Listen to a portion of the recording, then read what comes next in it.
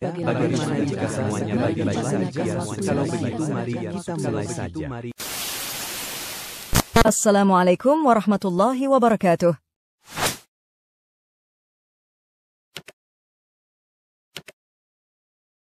Abu Dzar Al-Ghifari, Jundub bin Junadah. Bumi tidak pernah mengandung, langit tidak pernah menaungi orang yang lebih jujur dari Abu Dzar. Muhammad Rasulullah. Di lembah Waddan yang menyambungkan Mekah dengan dunia luar, ada sebuah kabilah yang tinggal di sana bernama Ghifar. Suku Ghifar ini hidup dari uang setoran yang diberikan oleh para kafilah yang hendak melakukan perdagangan dari Quraisy ke Syam atau sebaliknya. Terkadang suku ini hidup dengan merampas para kafilah yang tidak memberikan uang yang mereka pinta.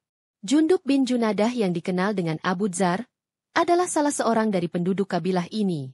Akan tetapi berbeda dengan lainnya, ia memiliki keberanian hati, otak yang cerdas dan wawasan yang luas. Dan ia merasa tidak suka sekali dengan berhala-berhala yang disembah kaumnya selain Allah Subhanahu wa Ta'ala. Ia menolak kerusakan agama dan akidah yang terjadi pada kebanyakan bangsa Arab. Ia mencari tahu tentang munculnya seorang nabi yang baru untuk mengisi akal manusia dan hati mereka serta mengeluarkan manusia dari kegelapan menuju cahaya. Lalu Abu Dzar yang saat itu berada di kampungnya, mendengar kisah tentang seorang nabi yang baru dan muncul di kota Mekah. Ia lalu berkata kepada saudaranya bernama Anis, "Pergilah ke Mekah dan carilah kisah tentang orang yang mengaku nabi itu dan mengaku menerima wahyu dari langit. Dengarkanlah apa yang ia ucapkan dan sampaikan kepadaku." Berangkatlah Anis ke Mekah dan ia berjumpa dengan Rasulullah Shallallahu Alaihi Wasallam. Ia pun mendengarkan beberapa sabda beliau. Kemudian Anis kembali ke desanya dan Abu Dzar lalu menghampirinya dengan penuh rasa ingin tahu. Ia menanyakan Anis tentang kisah Nabi yang baru dengan penasaran. Anis berkata, "Demi Allah, menurutku dia adalah seorang yang mengajak untuk memperbaiki akhlak." Ia mengucapkan beberapa kalimat yang bukan syair. Abu Dzar bertanya, "Apa pendapat orang tentang dirinya?" Anis menjawab, "Mereka menyebutnya dengan penyihir, dukun dan penyair." Abu Dzar lalu berkata, "Demi Allah, aku tidak akan merasa puas. Maukah kau menjaga keluargaku agar aku berangkat ke sana dan melihat dia dengan mata kepalaku sendiri?" Anis menjawab, "Baik, akan tetapi waspadalah terhadap penduduk Mekah." Abu Dzar mempersiapkan bekal untuk berangkat. Ia membawa tempat air kecil bersamanya. Keesokan harinya ia berangkat menuju Mekah untuk bertemu dengan Nabi Shallallahu Alaihi Wasallam dan mengetahui kisah kenabian beliau langsung darinya. Abu Dzar tiba di Mekah dengan diam-diam karena khawatir akan kejahatan penduduknya. Ia telah mendengar kemarahan Quraisy dalam membela Tuhan-Tuhan mereka dan penyiksaan mereka terhadap orang yang mengaku sebagai pengikut Muhammad Shallallahu Alaihi Wasallam. Oleh karenanya, ia enggan untuk bertanya tentang Muhammad Shallallahu Alaihi Wasallam. Karena ia sendiri tidak tahu apakah orang yang ia tanyakan nanti termasuk pendukung atau musuh Muhammad. Begitu malam tiba, Abu Dzar berbaring di dalam masjid. Lalu Ali radhiyallahu anhu melintasi Abu Dzar dan Ali tahu bahwa Abu Dzar adalah seorang pendatang. Ali langsung berkata kepadanya, "Ikutilah kami, wahai saudara." Abu Dzar pun mengikutinya dan menginap di rumah Ali. Paginya, Abu Dzar membawa tempat air dan makanannya dan kembali datang ke masjid tanpa keduanya saling bertanya tentang sesuatu. Kemudian Abu Dzar menghabiskan hari yang kedua di masjid dan ia belum juga mengetahui kabar tentang Nabi Shallallahu Alaihi Wasallam. Begitu petang menjelang, ia sudah hendak berbaring di dalam masjid. Lalu datanglah Ali radhiyallahu anhu dan berkata kepadanya, "Apakah orang ini tidak tahu rumahnya?" Kemudian Abu Dzar pergi ke rumah Ali dan menginap di sana pada malam yang kedua. Dan keduanya tidak saling bertanya tentang apapun juga. Pada malam ketiga Ali berkata kepada Abu Dzar, "Apakah engkau tidak mau bercerita kepadaku mengapa engkau datang ke Mekah?" Abu Dzar menjawab, "Jika kau berjanji akan menunjukkan apa yang aku cari, maka aku akan mengatakannya." Maka Ali berjanji untuk melakukannya. Abu Dzar lalu berkata, "Aku datang ke Mekah dari tempat yang jauh untuk berjumpa dengan seorang nabi baru dan untuk mendengarkan sesuatu yang ia ucapkan." Maka merebaklah kebahagiaan Ali radhiyallahu anhu lalu ia berkata, "Demi Allah, dialah Rasulullah, dialah. Besok pagi ikutilah aku kemana aku pergi. Jika aku melihat sesuatu yang mengkhawatirkan aku akan berhenti seolah sedang menuangkan air. Jika aku berjalan lagi maka ikutilah aku sehingga kau masuk ke sebuah pintu bersamaku." Malam itu Abu Dzar tidak bisa tidur nyenyak karena rindu sekali ingin berjumpa dengan Nabi Shallallahu Alaihi Wasallam. dan ingin sekali mendengarkan wahyu yang diturunkan kepadanya.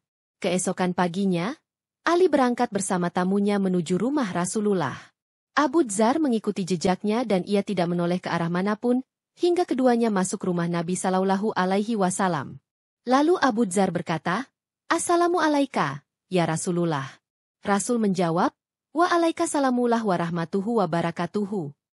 Abu Dzar menjadi orang pertama yang memberikan salam kepada Rasul dengan tahiyat Islam. Lalu setelah itu ucapan salam menjadi akrab dipakai orang. Rasulullah mengajak Abu Dzar untuk masuk Islam dan membacakan kepadanya Al-Quran. Begitu ia mengucapkan kalimatul haq dan masuk ke dalam agama yang baru, maka ia menjadi orang keempat atau kelima yang masuk ke dalam Islam. Sekarang, kita persilahkan Abu Dzar untuk menceritakan kisah selanjutnya sendiri. Setelah itu aku tinggal bersama Rasulullah di Mekah dan beliau mengajarkan Islam kepadaku. Beliau juga mengajarkan aku beberapa ayat Al-Quran. Beliau bersabda kepadaku, "Jangan kau beritahu siapapun tentang keislamanmu di Mekah. Aku khawatir mereka akan membunuhmu." Aku menjawab, "Demi Zat yang jiwaku berada dalam kekuasaannya. Aku tidak akan meninggalkan Mekah sehingga aku datang ke masjid dan aku akan meneriakkan dakwah kebenaran di hadapan suku Quraisy." Rasul pun diam. Aku datang ke masjid dan suku Quraisy sedang duduk berbincang-bincang di sana. Aku lalu masuk ke tengah-tengah mereka. Aku berteriak dengan sekeras-kerasnya, "Wahai bangsa Quraisy, aku bersaksi bahwa tiada Tuhan selain Allah dan bahwa Muhammad adalah Rasulullah." Begitu ucapanku hinggap di telinga mereka, maka mereka semua bangun dari tempat duduknya. Mereka berkata, "Tangkaplah orang yang keluar dari agamanya ini."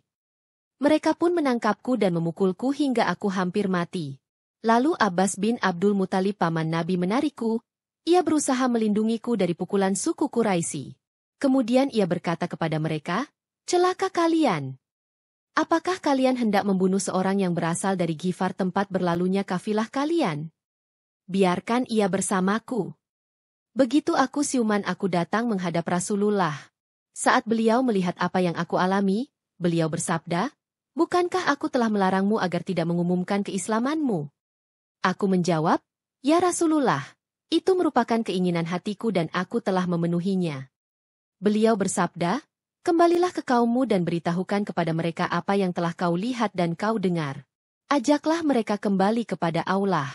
Semoga Allah Subhanahu wa Ta'ala memberi manfaat buat mereka lewatmu dan memberimu balasan karena jasa baik yang kau lakukan kepada mereka.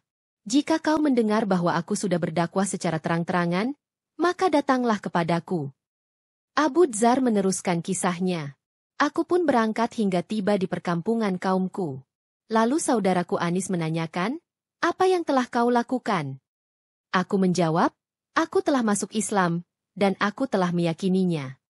Tidak lama berselang, Allah pun melapangkan dadanya untuk menerima Islam. Ia berujar, "Aku tidak membenci agamamu. Aku kini masuk Islam dan meyakininya juga." Lalu kami berdua mendatangi ibu kami. Kami mengajaknya untuk masuk Islam. Ia menjawab, "Aku tidak membenci agama kalian berdua."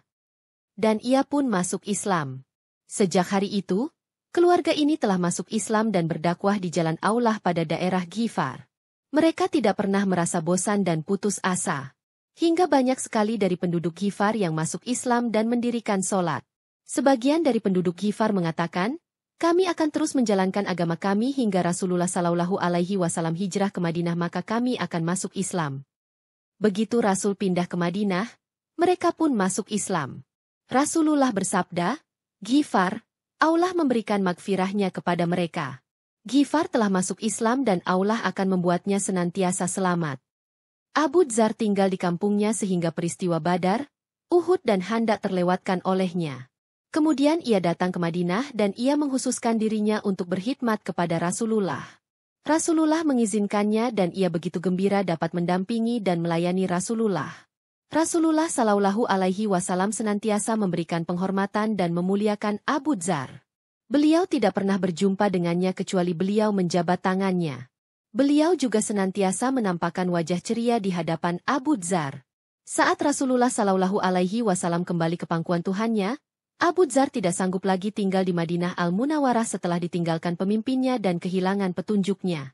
Ia pun pergi ke sebuah desa di Syam dan tinggal di sana selama pemerintahan Abu Bakar As-Siddiq dan Umar Al-Faruq radhiyallahu anhu.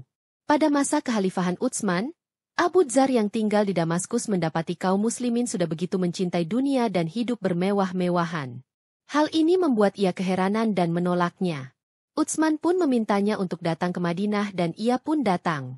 Akan tetapi ia merasa sumpek dengan manusia yang begitu cinta dunia. Dan manusia pun menjadi benci kepadanya karena ia begitu saklek kepada mereka. Maka Utsman memerintahkannya untuk pindah ke Al-Rabzah, yaitu sebuah desa kecil yang ada di Madinah. Ia lalu berangkat ke sana dan tinggal di sana di sebuah tempat yang jauh dari keramaian manusia. Ia berzuhud dari hal yang manusia miliki, senantiasa dengan apa yang dijalankan Rasul dan kedua sahabatnya yang lebih mendahulukan akhirat daripada dunia. Suatu hari ada seseorang yang datang ke rumah Abu Dzar dan melihat ke sekeliling rumahnya, akan tetapi ia tidak menemukan barang apapun. Orang itu bertanya, "Wahai Abu Dzar, mana perabotanmu?" Ia menjawab, "Kami memiliki rumah di sana," maksudnya akhirat. "Kami mengirimkan perabotan kami yang baik ke sana." Orang itu pun mengerti maksud Abu Dzar dan berkata, "Akan tetapi engkau harus memiliki perabotan selagi engkau berada di sini," maksudnya dunia. Ia menjawab, "Akan tetapi pemilik rumah ini tidak akan membiarkan kami tinggal di sini." Amir, pemimpin Syam, mengirimkan 300 dinar kepada Abu Dzar dan berkata kepadanya, "Gunakanlah uang ini untuk mencukupi kebutuhanmu." Abu Dzar menolaknya sambil berkata, "Apakah Amir negeri Syam Abdullah tidak menemukan orang yang lebih miskin dariku?" Pada tahun 32 Hijriah ajal datang menjemput sang hamba yang taat beribadah dan hidup zuhud, yang disebut oleh Rasulullah sebagai, "Bumi tidak pernah mengandung dan langit tidak pernah menaungi orang yang lebih jujur dari Abu Dzar."